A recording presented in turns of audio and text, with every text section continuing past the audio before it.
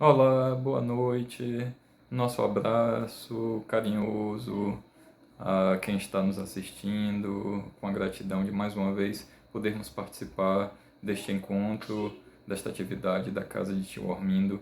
Então, os nossos amigos, amigas, irmãos e irmãs, um abraço, um beijo no coração, que a nossa noite, que o nosso encontro seja pleno, repleto de paz, de harmonia e do convívio fraterno com os corações amigos, que a espiritualidade maior esteja sempre presente conosco e assim tenhamos a possibilidade de nos sentirmos em Deus.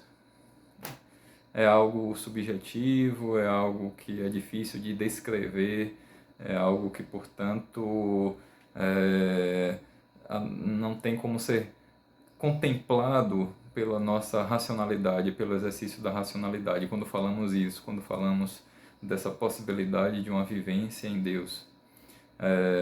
E a nossa conversa, né, uma breve reflexão acerca de Deus com o título Concepção Existencial de Deus.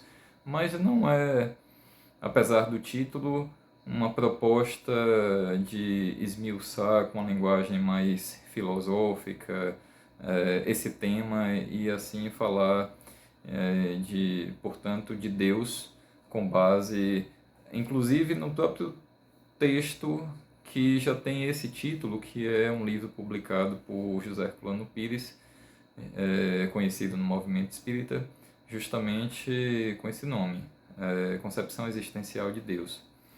Mas a gente vai falando disso de uma forma que seja, eu vou dizer assim, no fluxo de uma conversa, não é? Embora uma conversa um pouco estranha, porque acaba sendo de interlocutor só, mas o anseio é esse. E quando a gente fala assim de Deus, é interessante porque é claro que é um tema que costuma ser, ou melhor, ao se falar de Deus, a gente costuma situar a fala e aquilo que acaba sendo o móvel da fala, que é o sentimento de fé, no campo da religião, da experiência religiosa. Normalmente é assim que acontece. E é justamente a partir dessa motivação de fé que está identificado à religião conforme o que cada um acaba colhendo como elemento de identificação, de formação ao longo da sua vida, que essa concepção de Deus vai se apresentar ao longo da vida, nas situações mais cotidianas. Quantas vezes nós costumamos falar assim, graças a Deus, quando acontece alguma coisa, ou então quando há uma expectativa de que alguma coisa aconteça. Mesmo quando são situações mais simples, mais banais, a gente pode dizer assim, que hoje você tem um bom dia, com fé em Deus, né? Graças a Deus, quando passa e o dia foi bom, né? Então a gente costuma falar de Deus de uma forma muito frequente e sempre situado nesse terreno ainda misterioso da fé, no que diz respeito à nossa dificuldade de descrever o próprio sentimento acerca da existência de Deus, e ainda mais se nós tivermos como uma proposta tentar esmiuçar ou tentar entender a natureza de Deus. E aí vem uma questão, se isso é possível de ser feito. Mas antes dessa questão, tem uma outra, que inclusive é que começa uma das obras básicas do Espiritismo, que é conhecido de um modo geral pelo público espírita e até mesmo não espírita, para aqueles que têm um conhecimento acerca, ainda que seja um conhecimento superficial, não é? Mas sabe que o Livro dos Espíritos é um livro básico, é um livro que inaugura pela data da sua publicação, 18 de abril de 1857, que vai trazer justamente o nome do Espiritismo. E nesse livro nós temos como primeira questão justamente o que é Deus. Às vezes, há algumas traduções que colocam o que em lugar de que é Deus. Me parece que a melhor tradução, considerando, embora não seja um especialista, um tradutor no francês, mas é justamente que é Deus. Embora pareça algo simples, pareça algo um tanto quanto irrelevante, mas tem relevância. Quando a gente suprime um artigo, né, então, ou que é Deus, desse modo nós deixamos mais aberto a própria possibilidade de se pensar em uma concepção de Deus. Que é Deus? Que significa Deus? E com essa primeira questão, no Livro dos Espíritos, nós vamos encontrar a resposta que é a seguinte: Deus é a inteligência suprema e causa primeira ou primária de todas as coisas. Essa é a resposta que nós vamos encontrar no Livro dos Espíritos. Com isso eu posso entender, eu posso dizer, finalmente, agora eu entendo Deus. Agora eu sei o que é Deus. Será que é assim? Será que com essa resposta nós efetivamente passamos a conhecer Deus? Há um contentamento, esse alívio de se dizer assim, agora eu sei que é Deus. Inteligência suprema e causa primeira ou primária de todas as coisas. Isso se houver esse anseio para conhecer Deus, não é? Porque normalmente quando se trata de uma relação com a divindade, e seja qual for o caminho em relação às escolhas religiosas ou às identificações religiosas, é um caminho que se busca pela fé e não pela razão. Não se quer entender Deus de um modo geral, mas de sentir Deus em si e a partir daí de poder vivenciar Deus de uma forma que traga alguma transformação de acordo com os anseios que estão presentes no íntimo de cada fiel, de cada indivíduo, de cada ser humano que manifesta essa sua devoção a uma divindade maior, que aí pode ter nomes diferentes. Então, não se tem, de um modo geral, essa necessidade ou um anseio de se conhecer a natureza de Deus. As pessoas querem, como eu disse, de um modo geral, tá bom?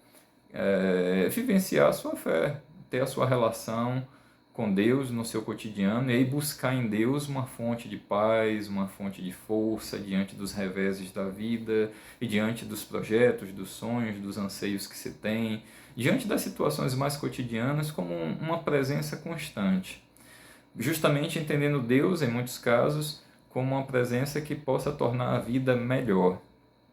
Mas se nós pudermos compreender ou fizermos um exercício de compreensão acerca de Deus, é algo que acaba não contrariando a fé, mas até mesmo dando possibilidades de renovação à fé e até uma margem de liberdade para não corrermos o risco de cairmos em certos extremismos religiosos ou extremismos que levam à fé cega e a partir daí essa relação com Deus ela acaba não sendo boa, né? Talvez seja boa para si mesmo, pelo menos assim sentida ou pensada, porque vivencia a fé cega, por quem leva justamente a religião a extremos de intolerância e de uma prepotência de que está sendo a única verdade e, a partir disso, a única forma de representação de Deus. Qualquer outra que seja diferente é errada, é pecaminosa e deve ser, inclusive, destruída. Então, é um perigo para quem vivencia isso, pode até achar bom, mas para as outras pessoas, não é? Então, pensarmos sobre Deus é algo que não vai destruir a fé, mas que pode justamente dar subsídios, enriquecer a própria fé para que ela se fortaleça e, ao mesmo tempo, se manifeste de um modo que não venha a causar problemas, a se converter em uma fé cega e, por consequência, resultar em expressões de violência em nome da fé, para si mesmo e para quem quer que seja, para a vida como um todo. Então, assim nós vamos nos resguardando desses riscos. Por isso vale a pena pensar sobre Deus. Pensar, mas em que mesmo é que eu acredito? E muitos, inclusive, muitas pessoas passam a se questionar sobre Deus, sobre a existência de Deus, inclusive, diante de experiências dolorosas que ocorrem em suas vidas. Às vezes, com certas situações que acontecem consigo ou com as pessoas que amam, há uma certa amargura que leva ao questionamento. Se Deus existe, por que Deus permite tais arbitrariedades, tais injustiças, tais aberrações? Se Deus existisse, como se propaga, como se costuma ensinar, especialmente nas mais diferentes religiões, então, e se Deus pode intervir na vida, então que Deus é esse que permite que tais coisas aconteçam? Que coisas ruins aconteçam? Por que não interfere? Então há, em muitos casos, dúvidas acerca da existência de Deus, considerando a forma como a vida se apresenta, especialmente a vida humana, inclusive a própria vida na natureza. Uma vez que você pode dizer assim, ó, Deus é a perfeição, Deus se identifica com tudo porque é a perfeição. Inclusive os espíritos, Kardec pergunta aos espíritos o seguinte: qual prova se pode ter de Deus? E eles vão dizer, e eu não vou falar, não é uma citação literal, mas em uma das perguntas iniciais do Livro dos Espíritos, eles vão dizer a Kardec o seguinte, que é pela observação mesmo da forma como a natureza funciona, já que remontando a todo efeito existe uma causa, ou melhor, em todo efeito nós podemos remontar uma causa. Então, se há efeitos que são inteligentes, a vida em sua manifestação é regida por leis que são inteligentes, que são consideradas inteligentes, inclusive passam a ser descritas, conhecidas e descritas em função da manifestação da própria inteligência, então ela tem uma causa inteligente. Esse é um argumento. E aí, inclusive, se coloca a perfeição, embora não seja essa a resposta dos espíritos, mas em muitos casos se fala da perfeição da natureza, e muitos que são ateus vão dizer assim, mas a natureza não é perfeita. Não há esse ideal de perfeição que se faça presente na natureza. Logo, Deus não tem nada a ver com isso. Tá?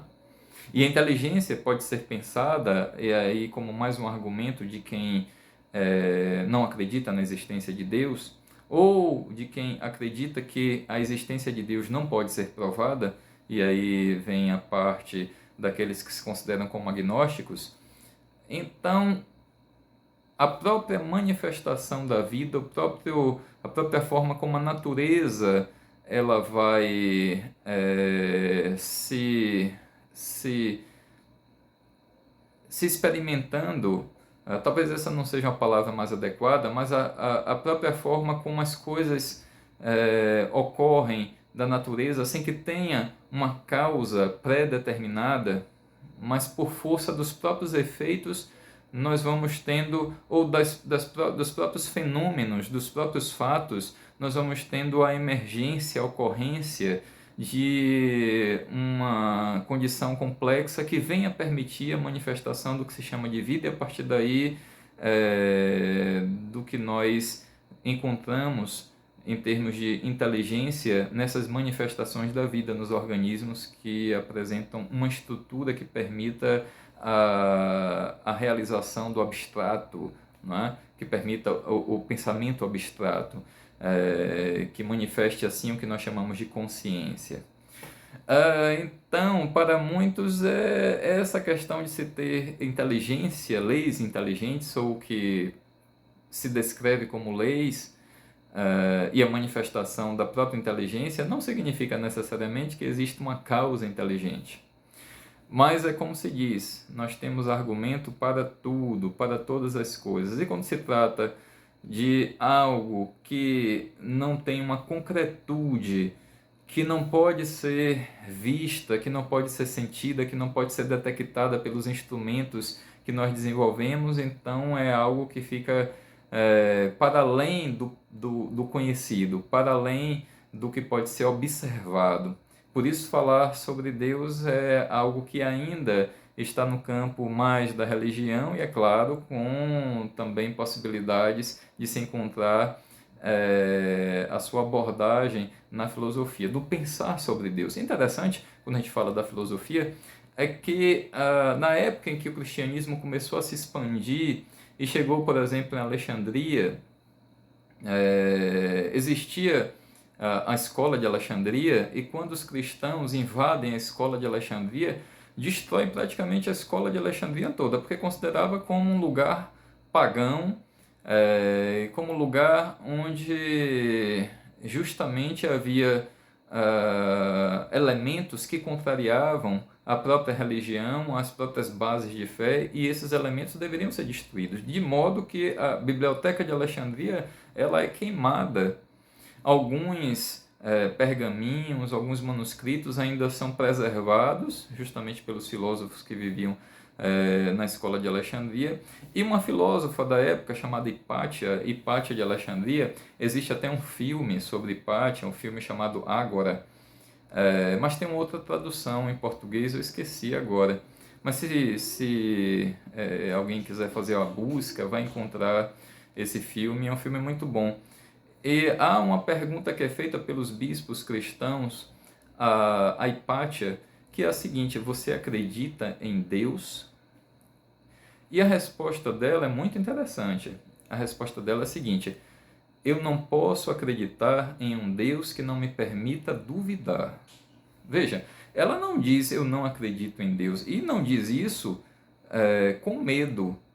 Ela não disse isso porque havia medo por parte dela. Ela falou com sinceridade, de fato, e de uma forma fiel às suas próprias ideias e aos seus próprios valores. Por isso, ela vai dizer àqueles cristãos que não podia aceitar o Deus que eles estavam oferecendo, porque era um Deus de imposição que não podia ser questionado.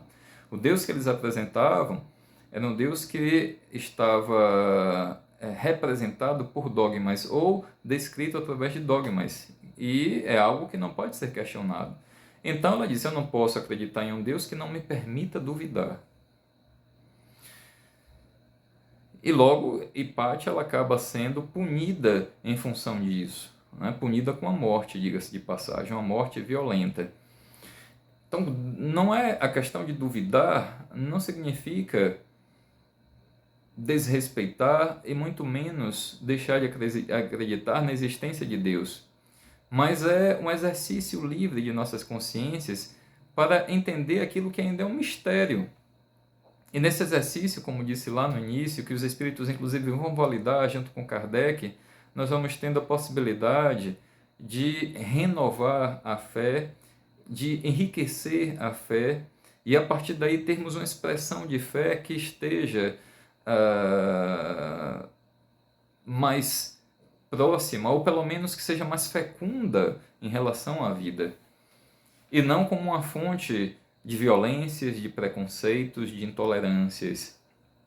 Então esse exercício é fundamental, inclusive estimulado pela própria espiritualidade.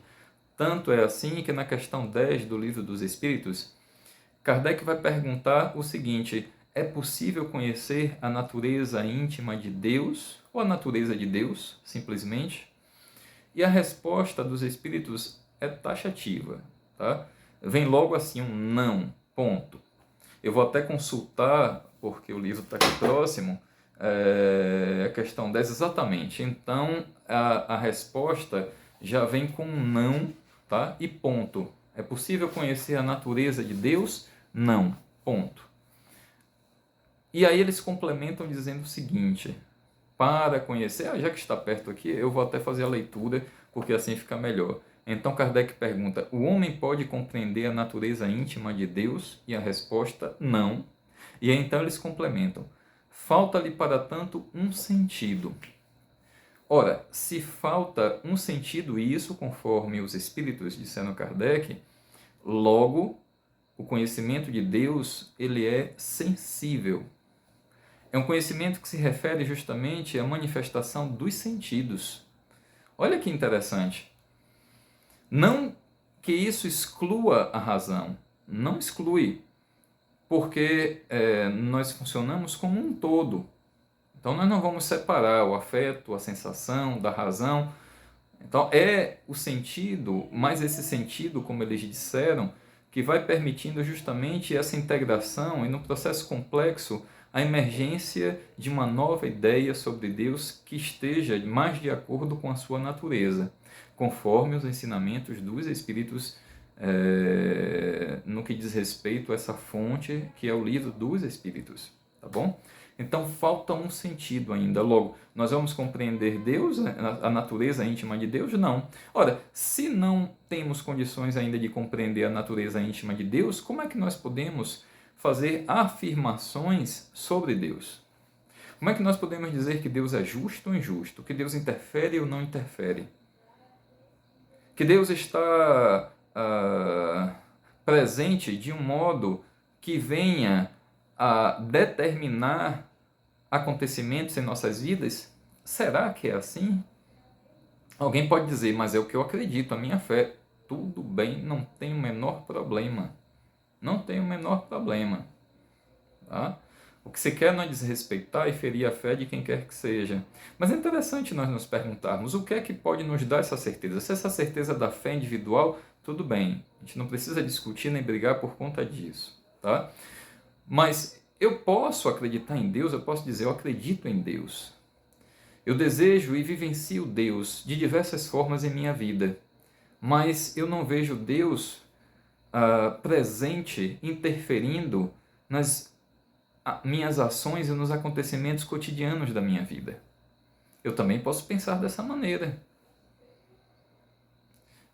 Eu não estou excluindo Deus da vida ao pensar assim, mas não estou atribuindo a Deus uma responsabilidade de ação sobre os fatos que acontecem em nossas vidas, em nossas experiências. E quando eu digo nossas experiências, a gente precisa inclusive ampliar para além da experiência humana. E assim considerarmos a própria experiência da vida como um todo. Da vida em sua manifestação na própria natureza. Interessante que fizeram uma pergunta a Einstein também se ele acreditava em Deus. Como cientista, ele então diz o seguinte, porque a pessoa não é só cientista, também é um ser humano. Né? Também não funciona só com a razão, como se costuma pensar. Né? Também existe uma vida afetiva e a ciência, além do mais, não explica todas as coisas. E não é algo contraditório ser cientista e ter fé, e ter as suas crenças. O problema é só quando as suas crenças interferem no seu trabalho do fazer ciência. Aí é que é um problema. E acaba contaminando. E de uma forma, inclusive, que seja premeditada. Porque é claro que o que nos constitui vai, de alguma forma, estar presente no que nós realizamos, inclusive no campo da ciência. Mas se a gente tem consciência disso e buscamos mecanismos de controle, de validação, então isso evita mais a personalização do que nós construímos em termos de ciência. Né? É uma busca justamente de conhecimento, de entender como as coisas funcionam, de entender a natureza e de poder intervir na própria natureza, intervir na própria vida. Então, perguntaram a Einstein se ele acreditava em Deus. E ele disse o seguinte, é claro que não estou fazendo também uma citação literal, mas praticamente ele diz o seguinte: eu acredito no Deus de Spinoza, do filósofo, que é um filósofo holandês, judeu. A sua família, só para fazer um parêntese rápido, a sua família escapou da Inquisição em Portugal e foi para a Holanda, e ele nasceu na Holanda. Isso foi no século XVII. Spinoza viveu pouco tempo, viveu até os 44 anos. Não se sabe a causa exata da morte, mas se pressupõe que foi como problema pulmonar, pode ter sido tuberculose. E Spinoza, ele a sua formação foi como judeu, mas ele foi expulso da comunidade judaica e expulso do seu próprio seio familiar em função das suas ideias, dos seus escritos, inclusive escritos sobre Deus, dos seus pensamentos metafísicos e da sua obra-prima, não é? Que é a Ética de Spinoza. Então, um filósofo racionalista, considerado racionalista, mas veja, racionalista que, no entanto, falava o tempo todo de Deus, só que ele começa a falar de Deus de uma forma diferente, e apresentando Deus em bases que não eram as mesmas das religiões, especialmente na tradição judaico-cristã. Isso fez com que ele fosse renegado pela comunidade judaica, e o seu livro, ou seus livros, as suas obras, entraram justamente num índice proibido pela Igreja Católica. Então ele foi renegado de uma forma completa, né? E viveu de uma forma muito simples. Assim, ele teve convites para ensinar em universidades importantes, mas não quis, preferiu viver na simplicidade. Trabalhava com elaboração de lentes. Inclusive se disse que o problema pulmonar dele veio por conta do polimento de lentes. Ele acabou aspirando pó de vidro, mas isso é suposição. Mas veja, o fato, estou contando essa história porque as ideias de Spinoza incomodaram, as suas ideias sobre Deus incomodaram muito. E por que incomodaram? Porque eram ideias distintas do que a religião, especialmente a tradição judaico-cristã no Ocidente, apresentava acerca de Deus. Contrariava essas ideias, os dogmas que mostravam, vamos dizer assim, a verdade, entre aspas, do que é Deus. Da natureza íntima de Deus, e como os Espíritos disseram, ainda não é possível conhecer a natureza íntima de Deus. Logo, temos uma margem para pensar sobre Deus. Então, Einstein diz assim: eu acredito no Deus de Spinoza, que se revela em si mesmo na existência de todas as coisas, na existência de tudo que existe. Veja, ele diz: eu acredito no Deus de Spinoza que se revela por si mesmo na existência de tudo que existe, mas não acredito no Deus que se interessa pela sorte e ações humanas. Isso é muito interessante. Então, a Einstein ele se identifica com a concepção de Spinoza de um Deus que não está presente, interferindo e se interessando, inclusive, pela sorte e pelas ações da vida humana. Mas um Deus que se revela por si mesmo em tudo que existe. Então, há uma diferença, que é uma diferença significativa. Com base nessa concepção de Spinoza, inclusive, nós não podemos atribuir a Deus responsabilidade diante do que acontece em nossas vidas.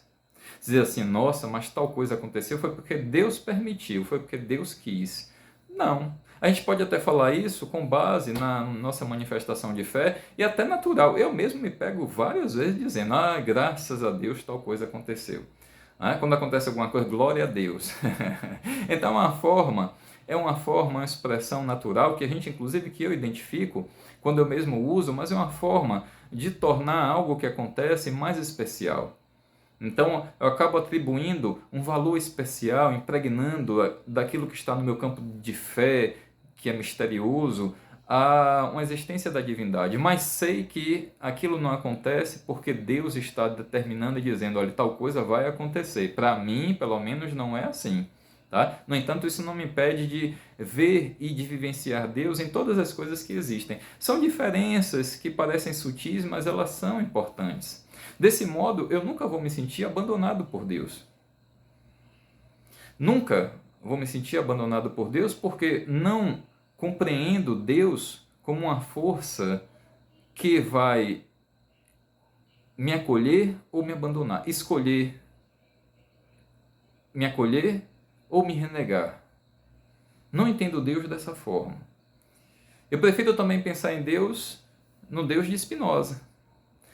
Aí se pode dizer assim: mas você não é espírita? Sim, mas a gente pode buscar várias fontes e dialogar com essas diferentes fontes. É um exercício livre das nossas consciências. Inclusive, há uma identificação muito grande entre o que Spinoza fala sobre Deus e o que nós vamos encontrar no Livro dos Espíritos, inclusive nos comentários de Kardec. As perguntas feitas por Kardec, e a partir daí a validação dos Espíritos e os comentários que ele vai fazendo. Por exemplo, considerar Deus como eterno, imutável, onipresente, onipotente, onisciente, soberanamente justo, bom, é o mesmo que Spinoza coloca séculos antes. Então não é algo que é novo, é uma retomada justamente do que já estava presente enquanto concepção de Deus. Não é novidade. Então veja, se falar Deus é onipresente, está em todas as coisas, embora não se confunda com elas. Deus está em tudo. Numa planta está, mas não é a planta, tá?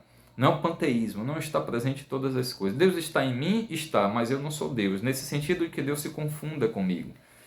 Deus se apresenta assim como uma força, como uma imanência que perpassa todas as coisas. Isso é complicado? Não tenha dúvida, é muito complicado a gente entender. Mas é o que nos leva, pela manifestação da intuição, a pensarmos que nós estamos em Deus o tempo todo. Inclusive o próprio Agostinho, chamado Santo Agostinho, em suas confissões, ele vai dizer: Deus estava em mim, mas eu não estava em Deus. O tempo todo Deus estava em mim, mas eu não estava em Deus. Veja que ele diz isso num rasgo de intuição, pelos caminhos sagrados da fé.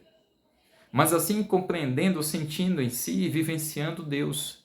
No entanto, sem se confundir com Deus. Então, Deus assim como uma força que está presente. E falar até de força é complicado. Essa descrição também, usar essa palavra e o conceito também é complicado. Qualquer conceito que a gente vai usar tem as suas complicações, tem as suas limitações e envolve algo que ainda é um mistério. Então, daí a dificuldade de nós aplicarmos, de nós usarmos termos que tenham os seus significados, que tenham os seus conceitos. Então, a gente vai tentando fazer aproximações, criar imagens acerca de Deus. E aí nós podemos dizer, portanto, que há uma identificação muito grande entre o que Spinoza coloca na sua apresentação sobre Deus, em seus pensamentos, em suas reflexões filosóficas acerca de Deus, e o que nós vamos encontrar no Livro dos Espíritos, ou no Espiritismo. Inclusive que identifica o Espiritismo como religião. Porque Kardec ele vai dizer justamente isso: o Espiritismo é religião, uma vez que vai se referir, vai tratar de Deus, de mundo dos espíritos. Isso em um discurso que ele faz na revista Espírita, que foi publicado na Revista Espírita, se não me falha a memória, de 1868, na Revista Espírita de 1868, e ele então tem um discurso publicado com o título Espiritismo é uma religião, e ele vai discutir justamente isso, vai falar, a religião uma vez que fala sobre Deus, que fala sobre a existência dos espíritos, uma vez que fala sobre vida após a morte, uma vez que apresenta, portanto, fé, que traz consigo como uma das bases a fé. Então, se caracteriza como uma religião. No entanto, também tem a sua caracterização como uma filosofia, e assim permite uma reflexão, e assim traz, inclusive, o convite constante a um pensar e repensar acerca do que é Deus e da nossa relação com a divindade. Podemos dizer, então, apenas que Deus é a inteligência suprema, a causa primária de todas as coisas? E se pensarmos na afirmação que está presente no Evangelho segundo João, que é a seguinte: Deus é amor. É diferente, é uma expressão diferente, são duas expressões. Então, Deus é a inteligência suprema. Então, está caracterizando Deus a partir de um atributo. Qual? Inteligência. Se eu digo Deus é amor, aí já é um outro atributo, que é o amor, que é uma potência afetiva. Eu vou chamar assim de potência afetiva, porque eu gosto de chamar assim. Então, é uma certa uma licença poética, uma licença própria de chamar o amor de uma potência afetiva. Então, são duas respostas. Elas se excluem? Não, elas se complementam. Podemos dizer que Deus é a inteligência suprema, a causa primeira de todas as coisas, e Deus é amor. Que Deus é mistério. Aí, sim, eu posso dizer de uma forma tranquila, porque Deus é mistério. E ninguém pode ainda dizer que conhece a natureza íntima de Deus, seja lá qual for a religião, ou a fonte filosófica. Então não dá para fazer essa afirmação.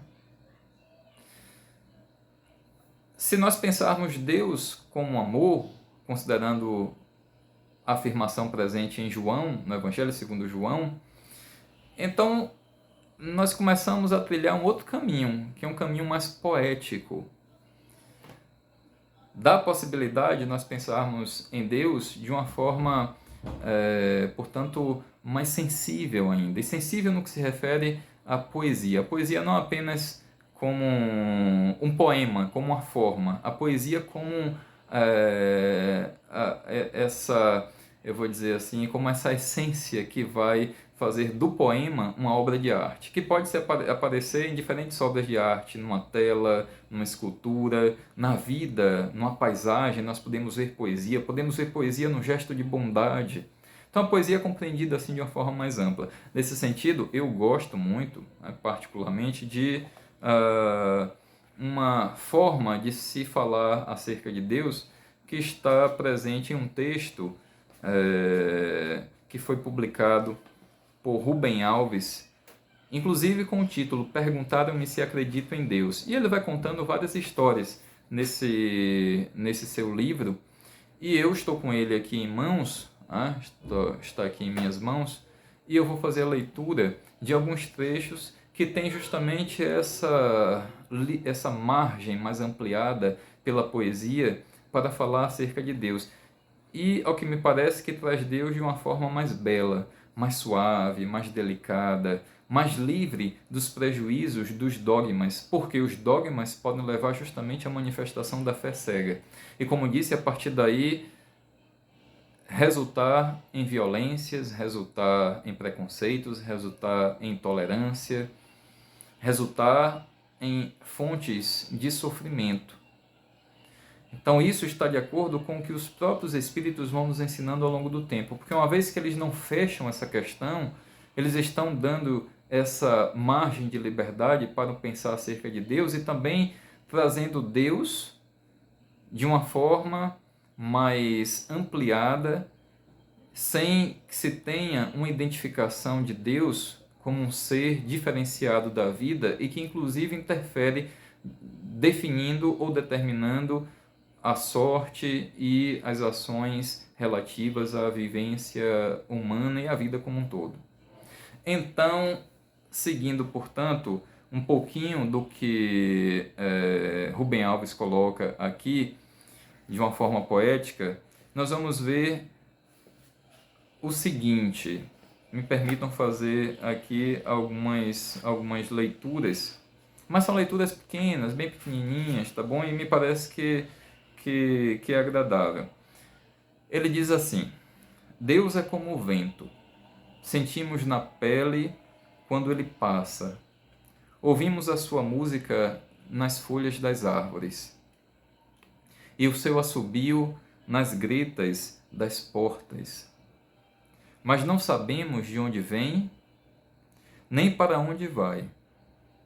Na flauta, o vento se transforma em melodia, mas não é possível engarrafá-lo. No entanto, as religiões tentam engarrafá-lo em lugares fechados a que elas dão o nome de casa de Deus. Mas se Deus mora numa casa, estará ele ausente do resto do mundo? Vento engarrafado não sopra. E aí logo depois vem o seguinte: Deus é como um pássaro encantado que nunca se vê, só se ouve o seu canto. Olha como isso é bonito. Deus é como um pássaro encantado que nunca se vê, só se ouve o seu canto. Em lugar de pensar em Deus como uma inteligência, apenas como uma inteligência que se expressa como uma inteligência suprema e que se expressa justamente pelos efeitos inteligentes que acontecem nos fenômenos da natureza e da vida, então, não só dessa forma eu posso compreender Deus quando eu digo que Deus é como um pássaro encantado que nunca se vê, só se ouve o seu canto. Porque vai para além dessa manifestação de inteligência, entra aí num campo que é mais sensível, que é mais sutil, que inclusive é mais poético. E logo depois ele diz: Deus é uma suspeita do nosso coração de que o universo tem um coração que pulsa como o nosso. Olha que boniteza, eu vou dizer assim. Que coisa linda. Deus é uma suspeita do nosso coração de que o universo tem um coração que pulsa como o nosso. Suspeita nenhuma certeza. Tá? Então, uma suspeita do nosso coração de que o universo tem um coração que pulsa como o nosso. Olha a identificação que aí vai por esse campo do amor, do Deus é amor. E isso é muito bonito porque faz com que essa visão de Deus preencha a vida de mais belezas, ainda que tenhamos acontecimentos que tragam uma imagem ruim, amarga, especialmente quando elas têm as marcas das ações humanas caracterizadas pela violência. Aí você pode dizer, isso não pode ser uma expressão de Deus. São coisas feias. Né? Mas tudo bem, essas coisas elas existem, acontecem. Existe violência em nossa vida humana? Existe. É violência em seus mais diferentes níveis, em suas mais diferentes expressões. Então, mesmo em meio, sem negar isso, tá? Então nós não vamos dizer que tudo é belo, que tudo... fazer como um personagem, que é o Dr. Pangloss, de um livro chamado Cândido, que vai dizer tudo está pelo melhor no melhor dos mundos possíveis. Né? Tudo está sempre pelo melhor. Independente da miséria, da desgraça que aconteça, é preciso sempre olhar de forma positiva. É preciso ter cuidado com esse tipo de pensar. Não é? Então, aquilo que é negativo mesmo. Tá?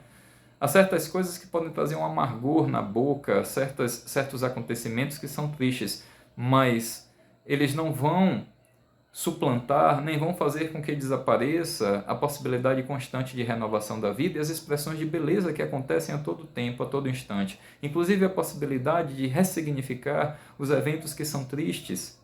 E nessa possibilidade de ressignificação, de recriação, nós podemos vivenciar Deus, mesmo em meio às tristezas, mesmo em meio às dificuldades. Olha que concepção belíssima acerca de Deus. Aí você pode dizer, mas isso é uma vã ilusão, tá? Mas é ótima. É uma concepção que não se afasta da natureza e ao mesmo tempo que atribui beleza, que atribui poesia à nossa experiência de vida, na manifestação de nossas consciências e nessa relação com uma força sagrada da vida que nós chamamos de Deus. E é interessante, inclusive, identificar Deus com a vida, que o próprio Spinoza, já que falei dele, ele vai dizer em suas obras e seus pensamentos metafísicos, aqueles que identificam Deus com a vida não estão errados. Que falam de Deus ao falar da vida não estão errados. Tá?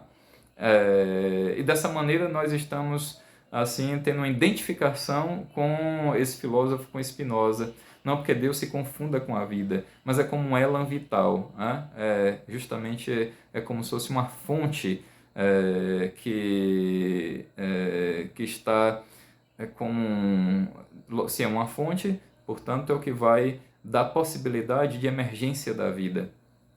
Mas isso ainda é um mistério, tá? Então pensar isso também, como descrever, não faço a menor ideia.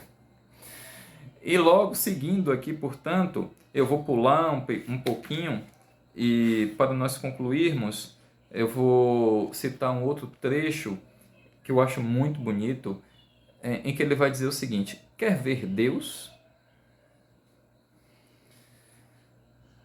Como é que nós poderíamos responder essa pergunta? Quer ver Deus? Alguém poderia pensar em um templo, em uma experiência espiritual, numa visão espiritual. Você tem a clarividência que se dilata e assim nós podemos ter um vislumbre do firmamento, do céu belíssimo, que traz uma imagem, seja ela qual for, que faça essa relação, ou que nos permita fazer essa relação com Deus e dizer assim, eu tive a oportunidade de ver Deus. Mas ainda assim, será que é Deus? Como é que nós podemos ver Deus? Essa é a pergunta que está aqui. Então a pergunta é, quer ver Deus? Quem quiser pode dizer sim ou não, né? E é claro que eu, por exemplo, quero. Se eu disser sim, então como é que eu posso fazer para ver Deus? Segundo essa fonte, a resposta é a seguinte: veja a beleza do sol que se põe sem pensar em Deus. Quer ver Deus? Veja a beleza do sol que se põe sem pensar em Deus. Quer ouvir Deus? Entregue-se à beleza da música sem pensar em Deus. Quer sentir o cheiro de Deus? Respire fundo o cheiro do jasmim, sem pensar em Deus. Ele traz assim a possibilidade de se vivenciar Deus através das diferentes manifestações de sentido, de sentidos, quer ver Deus, quer sentir o cheiro, quer ouvir, quer tocar. Nesse caso aqui, apenas quer ver, quer ouvir, quer sentir o cheiro. São experiências sensitivas. Então não são experiências racionais. Por isso que ele diz no final, sem pensar em Deus. Não precisamos pensar em Deus. Com essa sensação, e a gente pode dizer, impregnar essas experiências sensitivas de fé, mas de uma forma poética. De uma forma, portanto, em que nós vamos ver poesia nas coisas mais simples e, ao mesmo tempo, que nos levam a um padecimento, a uma sensação de beleza diante dos acontecimentos da própria natureza. E aí eu posso dizer, quer ver Deus? Veja o pôr do sol, ou o sol que se põe, a beleza do sol que se põe sem pensar em Deus. Quer ouvir Deus? Entregue-se à beleza da música sem pensar em Deus. Quer sentir o cheiro de Deus? Essa é a parte que eu mais gosto, inclusive, que eu acho mais poética ainda. Respire fundo o cheiro do jasmim sem pensar em Deus. E nós podemos mudar essas experiências. Se eu digo quer ver Deus, eu não preciso apenas dizer veja a beleza do sol que se põe sem pensar em Deus. Eu poderia dizer veja a beleza da lua que resplandece no céu e que projeta as suas luzes prateadas sobre a margem das águas tranquilas de um lago. Numa paisagem que me parece poética, eu posso ver em tantas coisas. Eu posso assim modificar as experiências. Eu posso ver Deus num gesto de bondade, num carinho que se faz de uma forma mais singela e pura. Eu posso ver Deus, portanto, em nossas próprias relações humanas, como disse nas manifestações de bondade. Eu posso ouvir Deus nas palavras de amizade, de carinho. Eu posso ouvir Deus nas palavras que vão verdadeiramente externar o perdão que se realiza, que se efetiva e que põe fim a ciclos de mágoa, de dor. Eu posso aí ouvir Deus também. Eu posso sentir o cheiro de Deus? Posso também, não apenas cheirando um jasmim,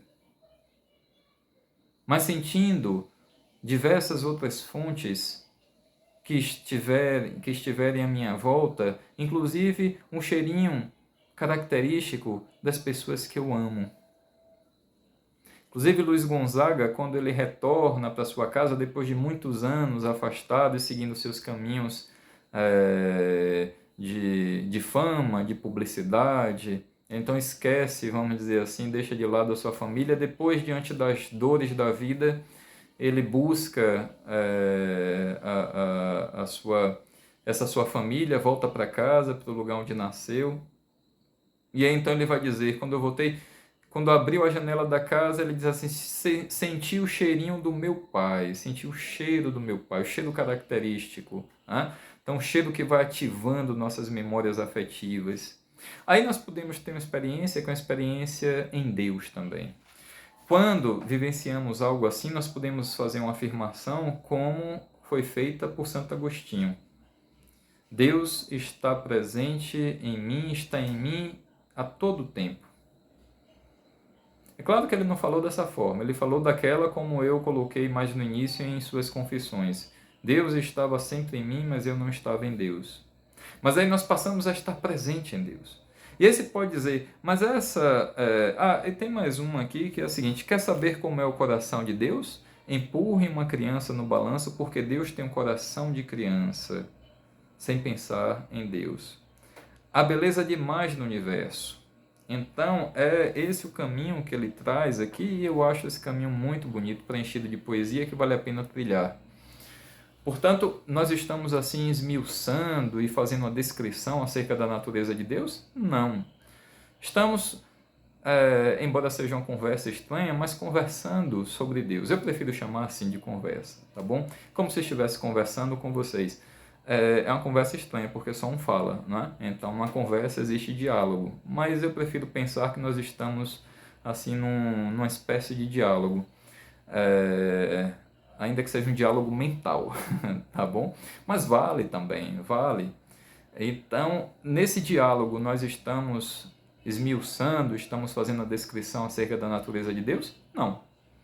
Estamos pensando sobre Deus, estamos fazendo reflexões acerca de Deus, estamos trazendo referências que são interessantes e que podem fecundar o terreno da fé para que esse terreno ele produza bons frutos, produza flores, que representa a beleza. É claro que a partir daí nasce, né, fazendo, portanto, uma representação mais completa dessa metáfora. Então, nesse terreno fecundo da fé, a partir daí nascem os brotos, e brotos de esperança, brotos de renovação, que vão crescendo, se transformando em arbustos, se transformando em árvores, que vão florescendo, trazendo beleza e trazendo frutos e bons frutos, que dão sustância à vida.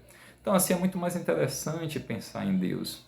Assim, portanto, vai fecundando, como eu disse, esse terreno da fé, e não é algo contrário ao que os Espíritos nos ensinam ao longo do tempo nessa tradição do saber espírita. É justamente o que converge com essa tradição. É justamente essa forma de mais livre de pensar em Deus, essas possibilidades de vivenciarmos Deus nos acontecimentos da vida, no próprio fluir da natureza, e por uma manifestação que é sensível, retomando aquela pergunta de Kardec, é possível compreender a natureza íntima de Deus? Não, os espíritos respondem, mas complementam, falta-lhes um sentido ainda. Se é um sentido que falta, esse conhecimento de Deus é um conhecimento sensível. Então ele precisa passar pela sensibilidade e não pela racionalidade em primeiro plano. A racionalidade vai irrigar, vai contribuir nessa manifestação que é completa, que é totalizadora, que envolve diferentes dimensões do que nós somos. Mas começa pela sensibilidade. E uma sensibilidade que, portanto, nos distancia da fé cega, e isso nos coloca a salvaguardo de dogmas, portanto, de imposições que venham a trazer expressões de violência, sejam para nossas próprias vidas e para a vida que estiver à nossa volta. E, portanto, vai facilitando e muito abrirmos as portas do nosso coração, de nossos corações, para a vivência do amor fraterno, como um amor incondicional e que nos liberta de nossos vícios, de nossas manifestações passionais, que têm raízes ainda no egoísmo, e desse modo vai nos conduzindo para uma vida mais plena em vida, na experiência humana, uma vida mais plena espiritual, que acontece nessa experiência humana e para além dela, quando nós passamos assim pelos umbrais da morte, quando fazemos uma transição pelo fenômeno da morte. Lembrando aí o poeta Augusto dos Anjos, quando ele vai falar desse fluxo constante de vida e morte e na beleza que se tem disso, inclusive trazendo Deus nesse próprio fluxo, quando ele vai dizer vida e morte, fenômenos divinos na ascendência de todos os destinos do portentoso amor de Deus oriundos. Eu vou repetir. Vida e morte, fenômenos divinos na ascendência de todos os destinos do portentoso amor de Deus oriundos. Vida e morte, presente eterno da ânsia, ou condição diversa da substância que manifesta o Espírito nos mundos. Então, dessa forma belíssima, poética, ele traz a vida e a morte como fenômenos que se complementam e que realizam esse amor divino. Vida e morte, fenômenos divinos, na ascendência de todos os destinos do portentoso amor de Deus oriundos. Então assim a gente encerra com um beijo enorme no coração, com votos de paz e a gratidão em nossos corações e em meu coração por mais uma oportunidade, por mais uma participação. E assim, nosso tchau, até a próxima, até uma próxima oportunidade. Obrigado mais uma vez. Gratidão.